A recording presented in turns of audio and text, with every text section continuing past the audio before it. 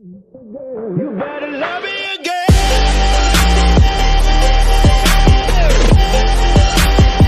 You better love me again.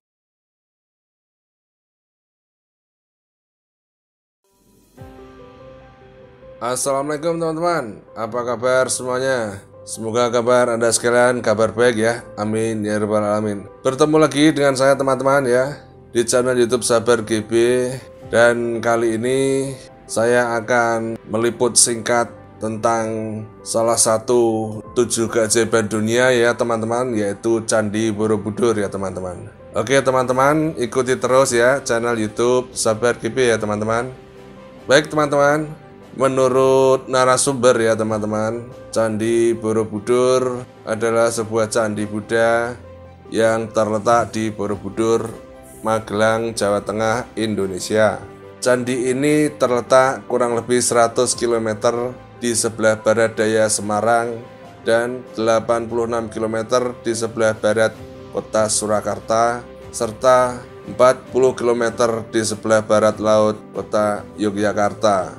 Candi dengan banyak stupa ini didirikan oleh para penganut agama Buddha Mahayana sekitar tahun 800-an Masehi pada masa pemerintahan Wangsa Shailendra. Borobudur adalah candi atau kuil Buddha terbesar di dunia, sekaligus salah satu monumen Buddha terbesar di dunia ya teman-teman. Dan saya yakin teman-teman sudah banyak yang mengunjungi candi yang megah ini ya teman-teman. Kemudian monumen ini terdiri atas 6 teras berbentuk bujur sangkar yang di atasnya terdapat 3 pelataran melingkar.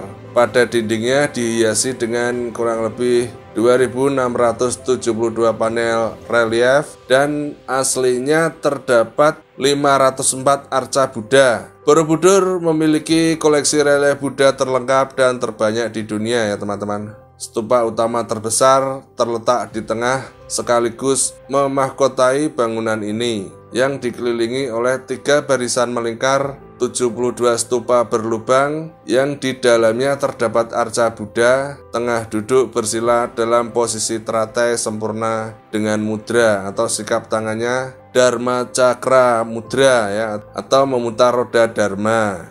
Monumen ini merupakan model alam semesta dan dibangun sebagai tempat suci untuk memuliakan Buddha sekaligus berfungsi sebagai tempat ziarah untuk menuntun umat manusia beralih dari alam nafsu duniawi menuju pencerahan dan kebijaksanaan sesuai ajaran Buddha. Para peziarah masuk melalui sisi timur dan memulai ritual di dasar candi dengan berjalan melingkari bangunan suci ini searah jarum jam sambil terus naik ke undaan berikutnya melalui 3 tingkatan ranah dalam kosmologi Buddha. Ketiga tingkatan itu adalah Kama Dhatu ya teman-teman, atau ranah hawa nafsu, kemudian Rupa Dhatu atau ranah berwujud, dan Arupa Dhatu atau ranah tidak berwujud. Dalam perjalanannya, para peziarah berjalan melalui serangkaian lorong dan tangga dengan menyaksikan tak kurang dari 1460 panel relief indah yang terukir pada dinding dan pagar tangkan ya teman-teman. Menurut bukti-bukti sejarah, Borobudur ditinggalkan pada abad ke-10 seiring dipindahnya pusat kerajaan Mataram kuno ke Jawa Timur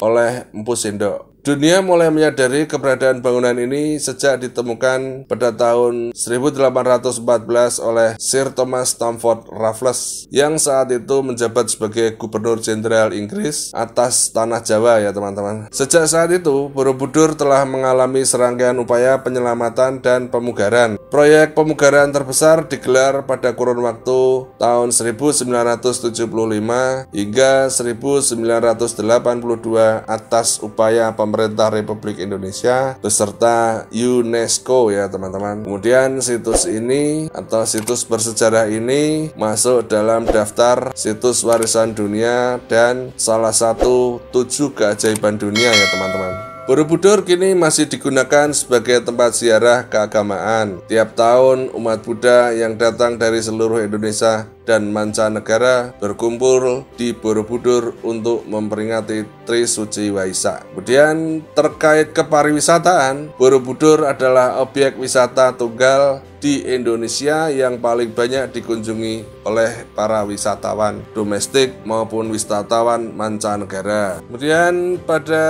11 Februari 2022, pemerintah meresmikan status Candi Borobudur kembali sebagai tempat peribadatan umat Buddhis di Indonesia dan dunia. Kemudian untuk tarif dan jam buka ya teman-teman, Borobudur buka setiap hari ya teman-teman. Dan untuk tarifnya dari tarif parkir di Candi Borobudur Senin sampai Kamis mobil 10.000, bis 20.000 ya. Jumat sampai Minggu dan hari libur nasional mobil 15.000, bis 25.000. Kemudian jam buka Borobudur buka setiap hari pukul 07.00 sampai 17.00. Dan waktu terbaik untuk mengunjungi Candi Borobudur adalah pagi-pagi sekali saat udara masih segar. Loket tiket dibuka mulai pukul 06.30 hingga 16.30. Namun kita juga bisa beli tiketnya secara online. Dan untuk harga tiket masuknya yaitu Rp50.000 untuk dewasa ya teman-teman, dan Rp25.000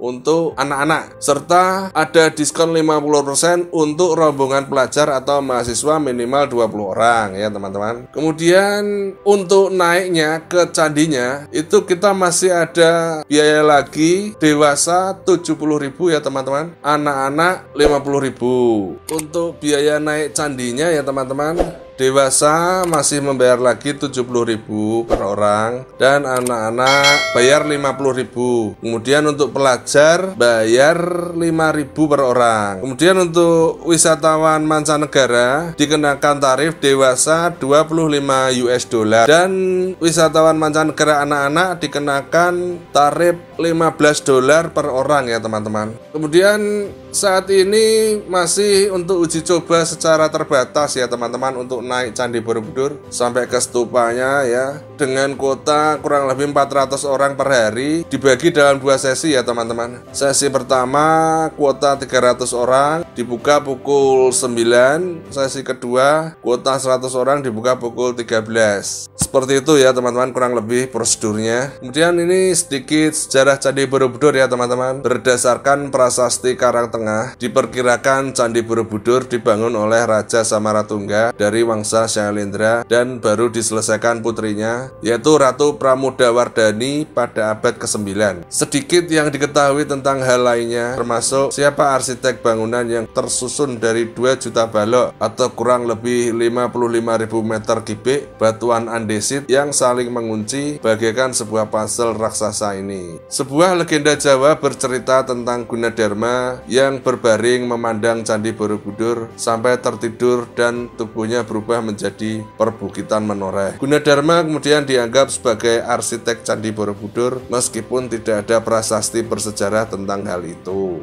Untuk relief-reliefnya ya teman-teman, Candi Borobudur memuat 672 panel relief yang jika disusun berjajar maka panjangnya mencapai 6 km. Relief Candi Borobudur terbagi menjadi 4 kisah utama yaitu Karma Wibangga, Lalita Wistara, Jataka atau Awadana, serta Ganda Wyuha. Selain tentang perjalanan hidup Sang Buddha dan ajarannya, relief Candi Borobudur juga merekam kemajuan masyarakat Jawa pada masa itu. Untuk mengikuti cerita yang terpahat di Candi Borobudur, pengunjung harus berjalan searah jarum jam dari pintu timur. Setelah tiba di titik awal, barulah naik ke berikutnya. Demikian berulang hingga mencapai puncak Candi Borobudur. Ritual ini disebut pradaksina. Ya, seperti itu kurang lebih ya teman-teman. Liputan singkat Candi Borobudur dan seperti ini penampakannya ya. Oke teman-teman yang baru saja bergabung dengan channel YouTube Sabar GB, jangan lupa saya tunggu subscribe-nya, like-nya, dan jika ingin berkomentar silakan tulis langsung di kolom komentar. Nah teman-teman, kiranya sampai di sini dulu ya liputan singkat tentang Candi Borobudur yang megah ini. Untuk kurang lebihnya saya mohon maaf yang sebesar-besarnya. Kemudian agar para YouTuber Indonesia terutama yang pemula semakin berkembang dan berjaya untuk membantu perekonomian Indonesia dalam arti mengurangi angka nilai pengangguran, saya mohon dengan sangat teman-teman berkenan untuk memberikan like pada video ini agar semua bisa mendapatkan manfaatnya, gitu ya teman-teman. Dan bagi teman-teman yang setia menonton channel YouTube Sabar GB, saya doakan semoga panjenengan semua selalu diberikan kesehatan, sehat walafiat, panjang umur, lancar rezeki, serta berkah dunia akhirat. Amin ya rabbal alamin. Oke teman-teman, kiranya sampai di sini dulu perjumpaan kita. Terima kasih telah menonton video ini. Salam sehat selalu, sampai jumpa.